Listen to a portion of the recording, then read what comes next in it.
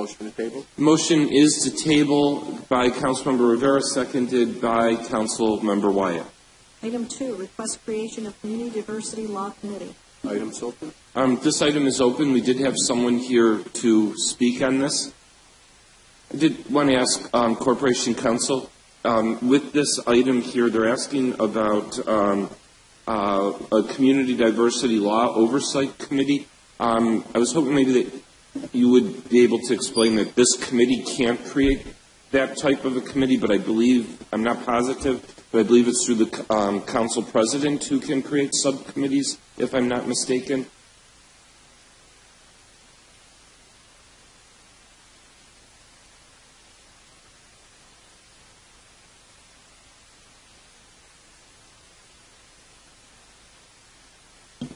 Yes, Laura Howard, Assistant Corporation Counsel, that's correct.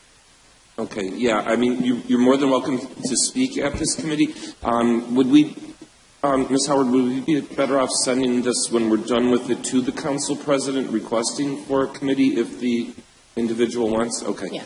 So that's what we will end up doing. I don't have authority through this committee to be able to create a committee that you're asking for, but the council president would have that authority to be able to create subcommittees. So after you speak today, that's what we're going to do. We're going to forward it to the council president, and then you would be able to talk to him about trying to put together some sort of a subcommittee. Okay?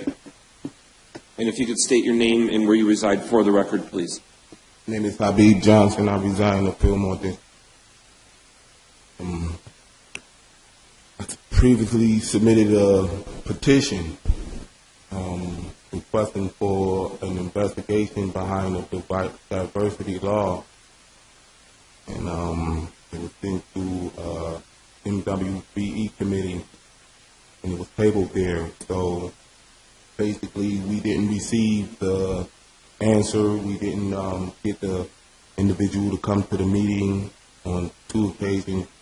So therefore, we just want to move forward in creating a committee that would act as an oversight in how that law is implemented. So I brought a video to support the reason why this law should be created. I don't know if the council wanted to.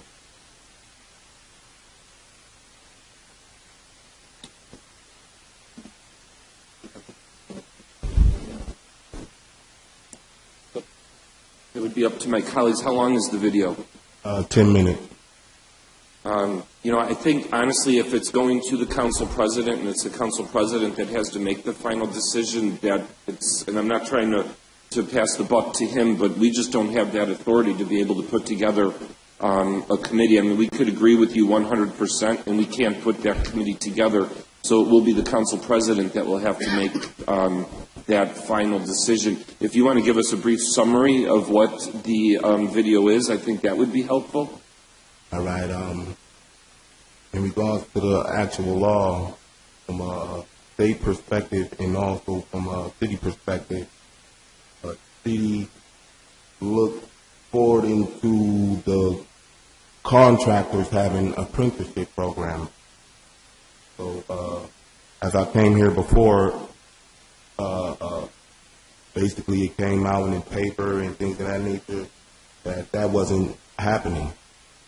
So therefore, the video is just an example of how that's not happening.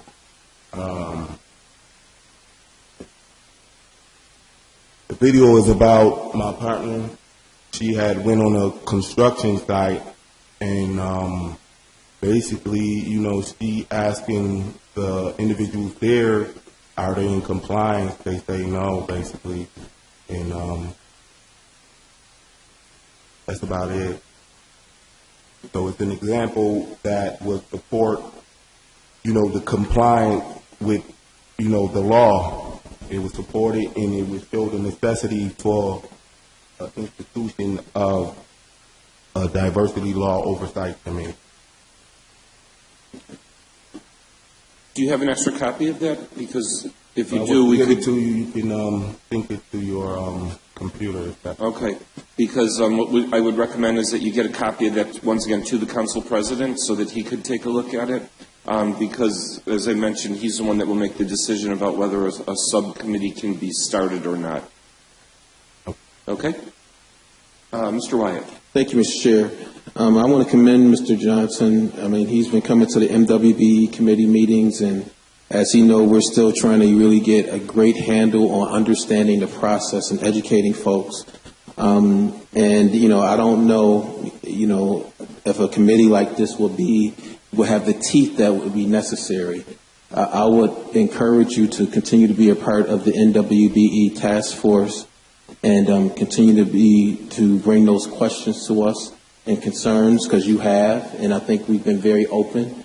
I do think that we still have a ways to go. It's not something that's going to happen overnight, but I hope that you sense that we are working to have transparency and accountability. But again, you know, we're trying to put a lot of pieces together, even as far as the reporting. The reporting wasn't in place. And we still we have a report, but we haven't finalized that report and shared it.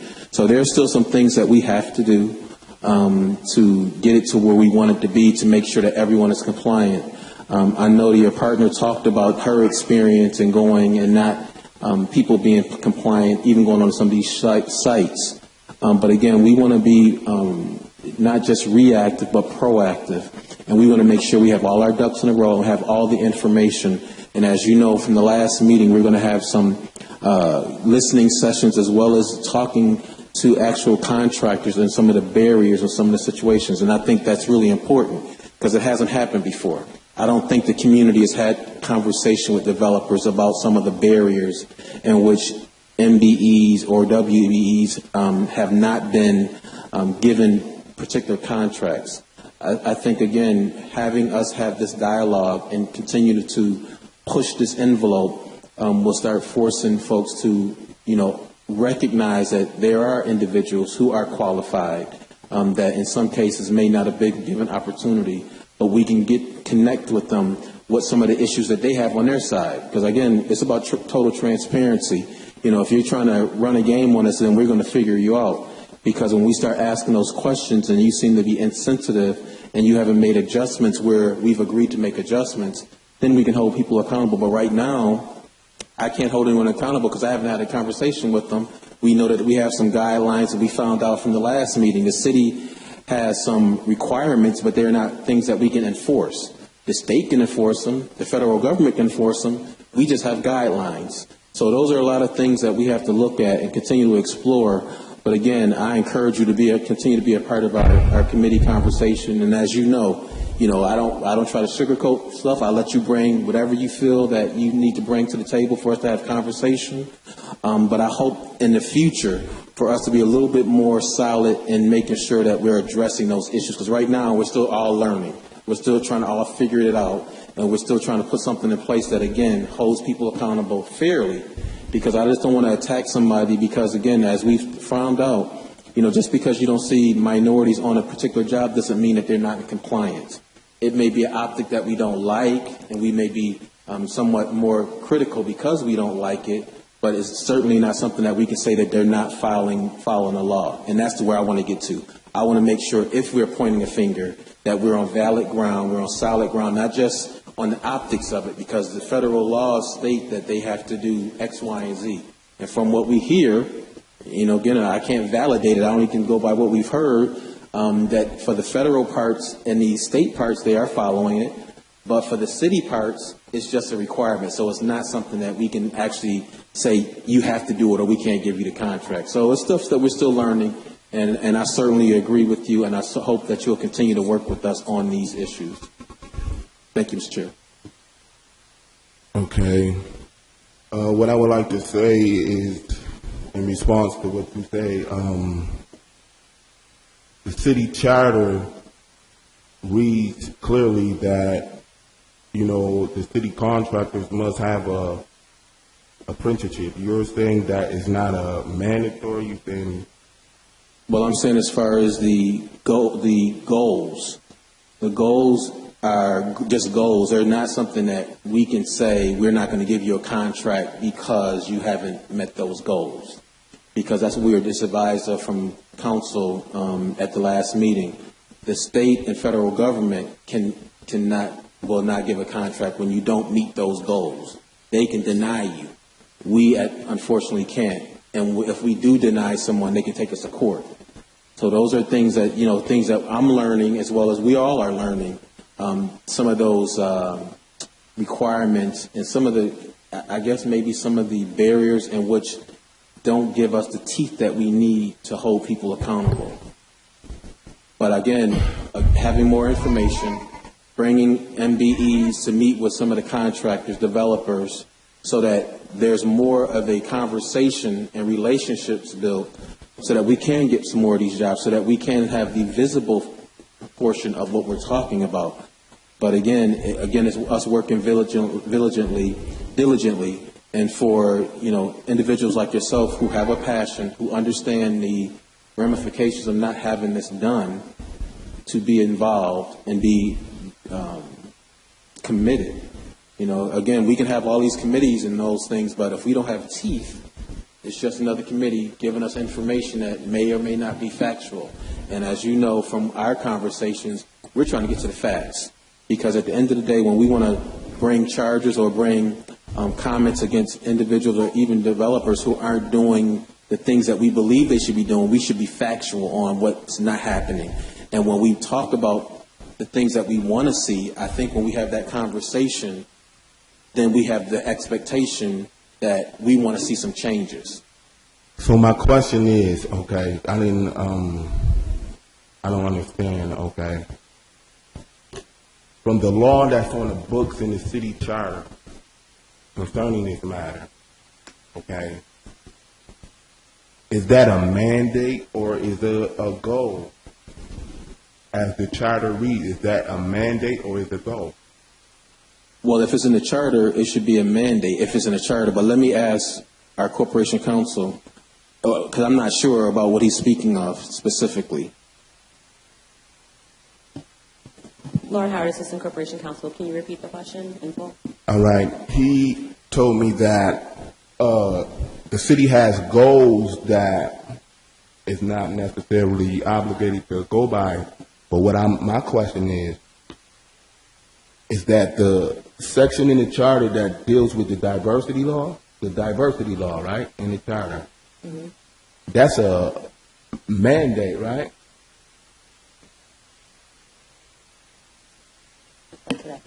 Lauren Howard, Assistant Corporation Counsel. So what Councilmember Wyatt was explaining was the 25% and 5% that we have in the city code are aspirational goals that we can't legally enforce.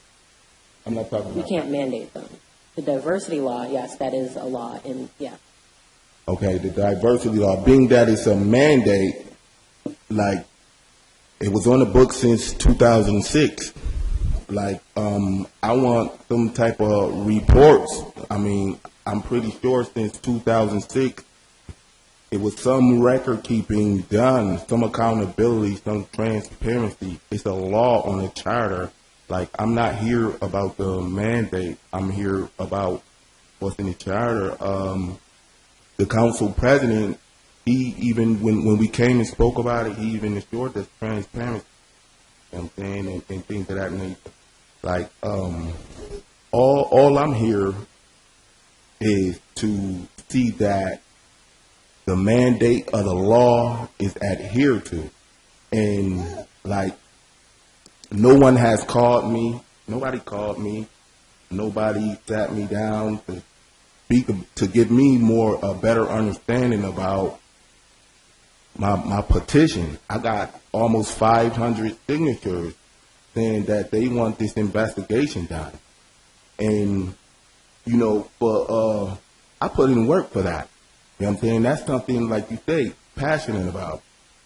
So I'm like, for it to be tabled, I don't know these council processes. So when you table it, I don't know what to do next. Mainly, I feel as though the situation has been given up on. You know what I'm saying? I take a petition seriously. I will believe I asked for certain individuals to be subpoenaed. I asked for certain paperwork to be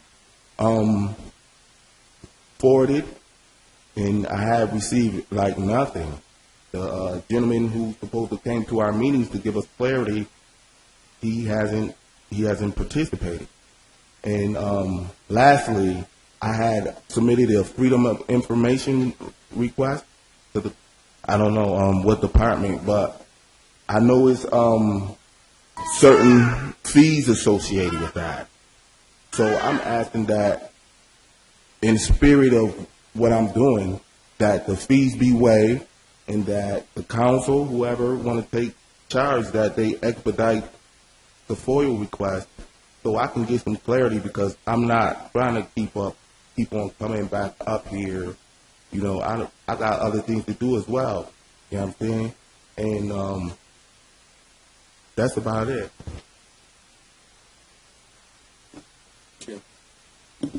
Mr. Rivera. Thank you very much. Just clarification, you're talking about compliance under the charter? Is that what you're referring to when you say the law? Are you talking about diversity law? Yes. Compliance with regard to contract? The diversity law. Okay. All right, because if you're referring to what I'm thinking you're referring to is council does receive, or under the charter is supposed to receive, compliance reports with regards to contracts. And during our committee meetings, if there is a contract that we don't have a compliance letter, normally we tell the Commissioner of Public Works, and he forwards us this information. The Department of Public Works has the compliance officer working in his office currently because he was trying to straighten out certain things, streamline certain things.